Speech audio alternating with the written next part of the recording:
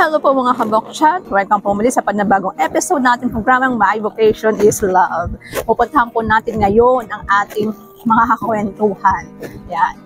May pinili po siyang favorite spot na dito sa aming compound.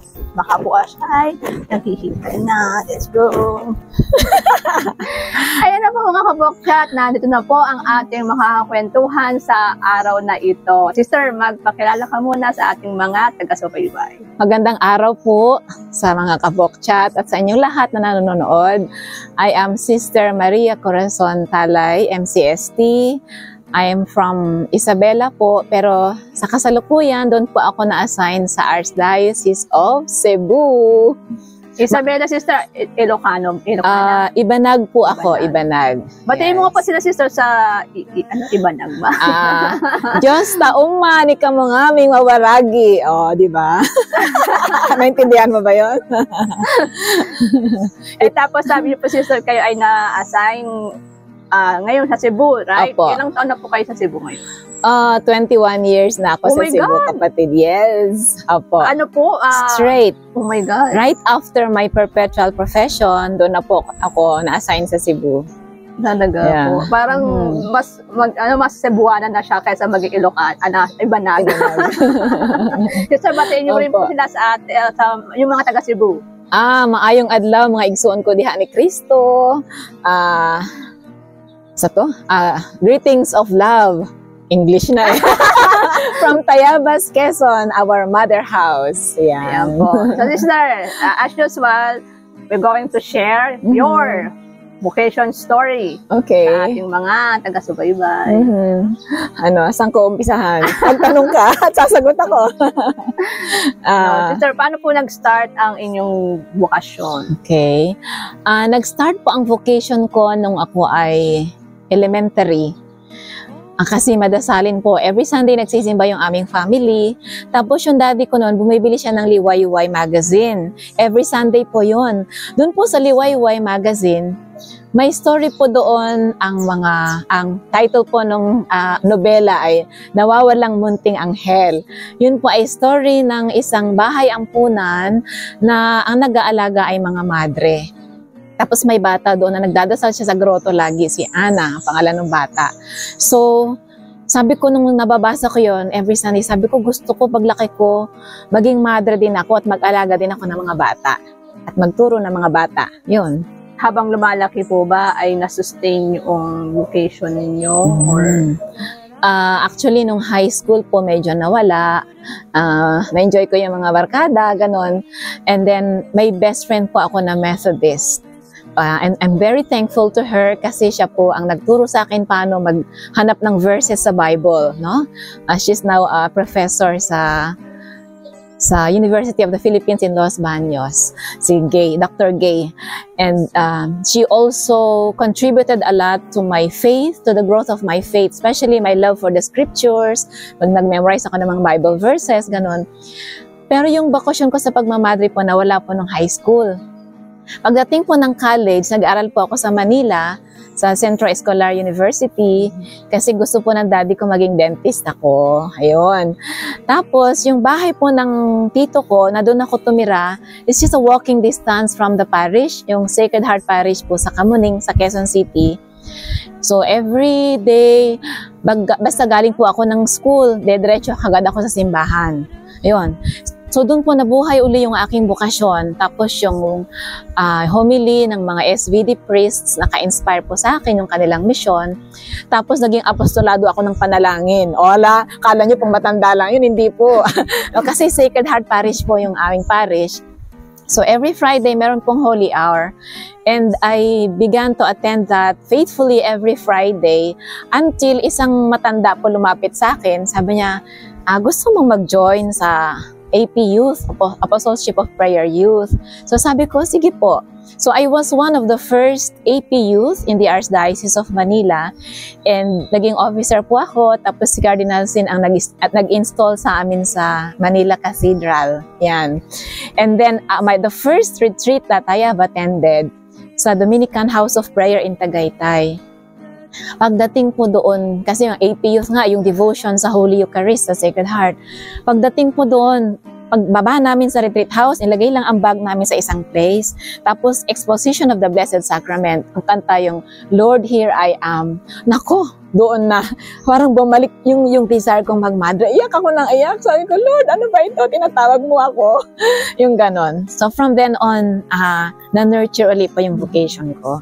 Yan. Parang sister, kapag talaga since na bata pa, kumbaga, I mean to say, parang ang Diyos, pag itinalid na sa atin yung bukasyon, siguro from the womb, whatsoever, ay talagang, hindi nawawala eh. Totoo yan. Sabi mo po kanina, nawala no high school. Siyempre, ganun naman talaga, nagiging busy. Pero pag talagang dito ka, ang Diyos ang gumagawa ng paraan, Tapos sabi niyo po kanina, minute to say, yung taga Isabela kayo, pero nag-aral ka sa Manila. Yes, meron kayong bahay sa Manila. Bahay po ng tito ko. Doon po ako tumira. And then, paano po kayo nagpaalam sa parents? Ay, ganito yon. Hindi naging active po ako sa lahat. Sabi nga ng lolo ko noon may hires. Parang sinalihan ko na daw lahat except lang yung lay minister. Kasi naging member po ako ng youth. Naging member ako ng youth ministry at officer ako. So, matenda ako ng Tizay Youth. Yung Pilgrimage of Trust, 1991. Dumating si Brother Roger of Tizay. Tapos, matenda ako ng National Conference on Youth Evangelization, something like that. Involved din po ako sa prison ministry with the SBD seminarians. Tapos naging auxiliary din ako ng Legion of Mary. Halos lahat gusto kong salihan kasi yung desire to serve po ba nandoon. Pero despite my services, despite my being active in the church, na-feel ko na parang may kulang. Parang may hinihingi sa akin si Lord na hindi ko pa naibibigay. Basta yung may kulang talaga. So yun, ang dentistry po kasi is 6 years. So nakatapos po ako ng 2 years preparatory.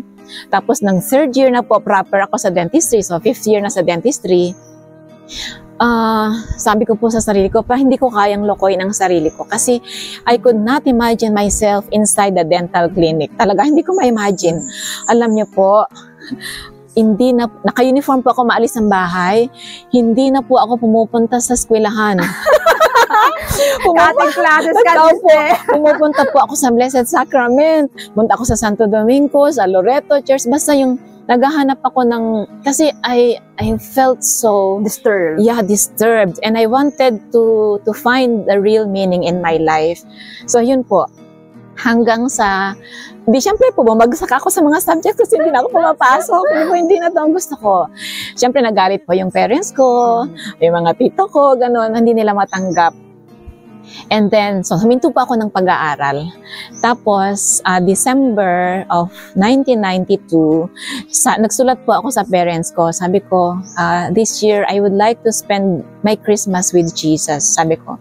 Kasi meron po kasing hermitage sa Tagaytay na katabi ng Pink Sisters at ng SVD Seminary na may hermitage doon, na pupunta ka lang doon, gusto mo manahimik doon. Doon ako nagpunta. Tapos noon daw pumabasa nung daddy ko yung letter ko, sabi niya, hayaan na natin siya kung saan siya masaya. Yung parang medyo natanggap na nila. And then, I wanted to become a Pink Sister. Yun. Opo, pumunta ako doon. Sabi nung kaibigan kong deacon na SVD, na ngayon ay pari na, si Father Gani Ejido, sabi niya, kasi dinala niya ako sa Pink Sisters. Iyak ako ng iyak. Sabi ko, kuya, gusto ko na dito. Sabi niya, hindi ganun. Mag-discern ka muna, magdasal ka mabuti. Sabi niya ganun. So, yun po. So, umuwi muna ako. And then, na-challenge po ako kasi yung friend ko na dentistry din, na nag-aral sa UE, kasi ako Centro Escolar, ay pumasok sa Claretian Missionary. Sabi ko, parang na-challenge ako, naunahan pa ako, ganun. And so, I talked to her directress, yung Claretian Missionary po. sabi po niya sa akin, that was December, sabi niya, I'm leaving for Australia. So when I come back, let's talk again. But for the meantime, you have to read the life of Saint Therese of the Child Jesus. Sabi niya, yun. Kaya ako napunta sa MCST. So naghanap po ako ng book ng autobiography of Saint Therese. Umuwi ako wala basta naghanap ako, tapos wala akong makita that time. Tapos nagbakasyon po ako sa amin ng February. And then, February 14, 1993, Valentine's Day, yan. Umuwi ako sa amin, nandun ako. At the night before, sabi ng mama ko, kasi sinabi ko yung naghahanap ako ng life ni Saint Therese. Sabi niya, may kaibigan akong madre. Sabi ko nga sa kanya, pagdasal ka kasi gusto mo magmadre. Yon, that was February 13. Nung February 14 na nga, Valentine's Day, di nagsimba ako. Entrance song pa lang, iyak ako ng iyak kasi iba na yung mesa, feel na feel ko.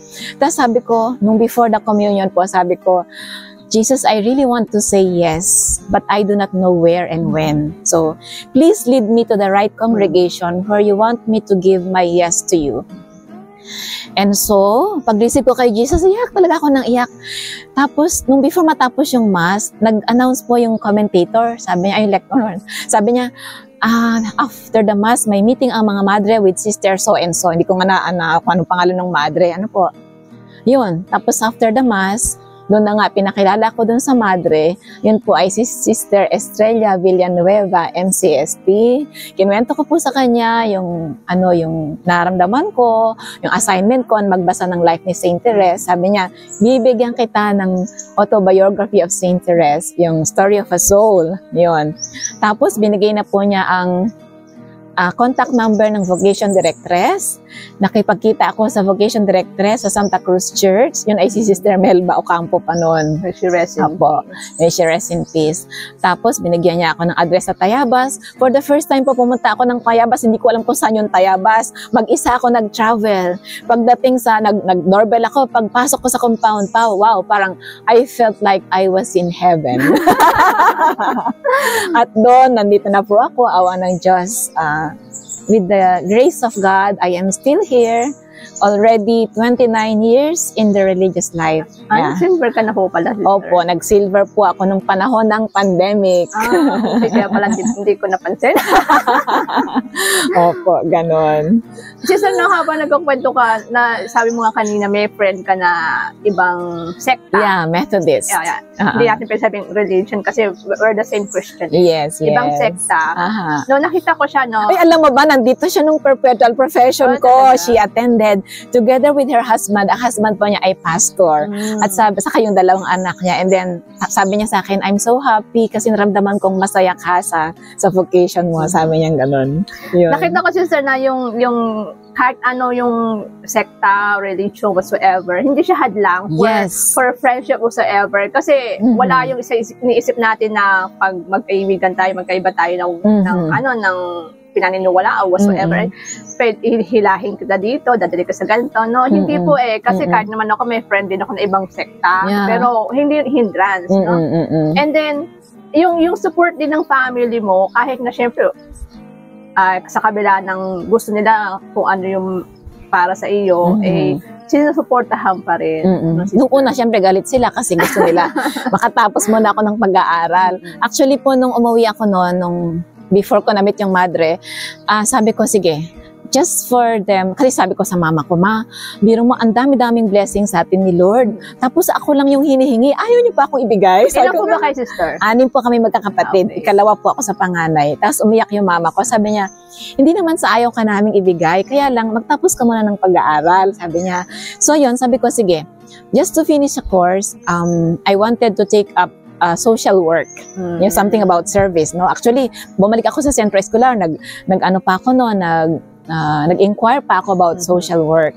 Pero very intense na po yung desire kong pumasok. So yun. Kaya po nung nasa kumbento na ako, when I was a junior professed, there was a proposal for me to finish my dentistry course. Pero sabi ko, mother, ayaw ko po.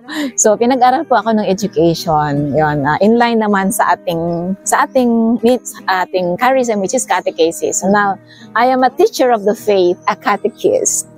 Di ba? Yun. Yan. Hindi ba naging mahirap para sa iyo? No? Kasi sabi nga, pag nandun sa intense na, intense na minsan yung tawag sa atin, no?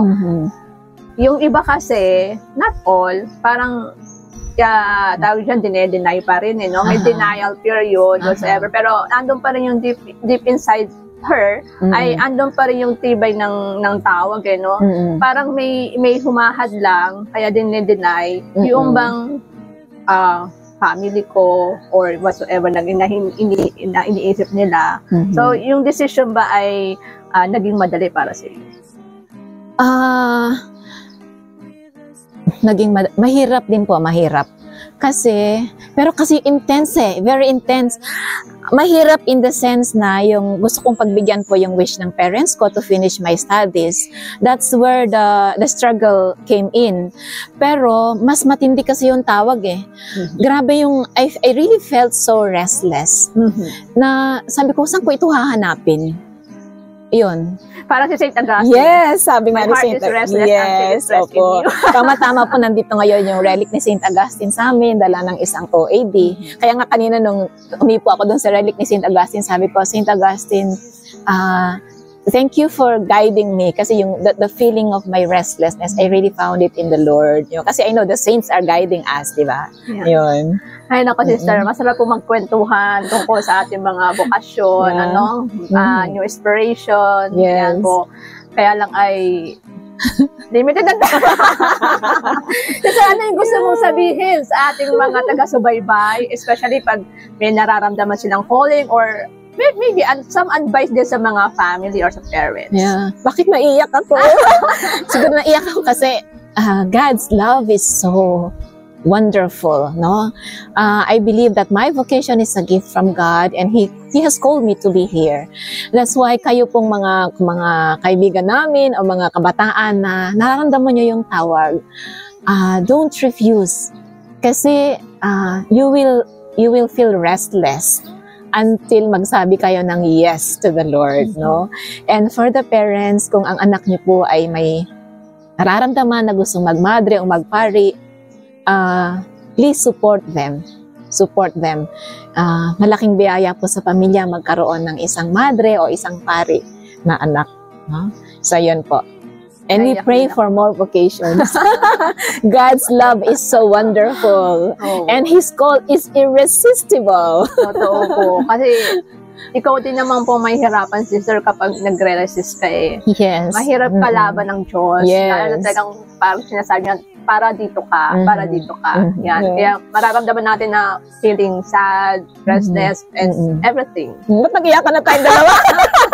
Hindi, ramdam natin kasi sister yung struggles, but deep inside there is joy. Yes, amen. Opo, hindi po madali magmadre.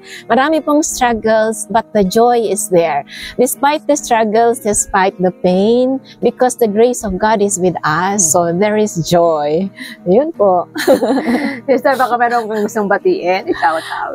Batiin ko lang po yung mga kaibigan ko, lalo na sa Cebu, at lahat po ng my friends who supported me also in my vocation, mga kasama kong youth noon sa Sacred Heart Parish in Kamuning, lahat ng mga katekista na nakakasalamuha ko sa apostolate, at sa lahat ng nanonood, greetings of love and peace to you all, and God bless us all. May we all continue to follow the Lord's call in whatever vocation that we are in. Yan po. Wala na? Wala na. Nag-iyakan pa tayo ulit. Actually, meron akong relatives sa Cebu, mga Sampaga family there. Alam ko, wish nilang makapunta rin ako sa Cebu, but I don't know how. Dalaw ka doon. Magsisinulog tayo. Yan. Sister, maraming salamat po sa panahong ibinigay niyo sa amin at sa magandang story ng bokasyon mo po.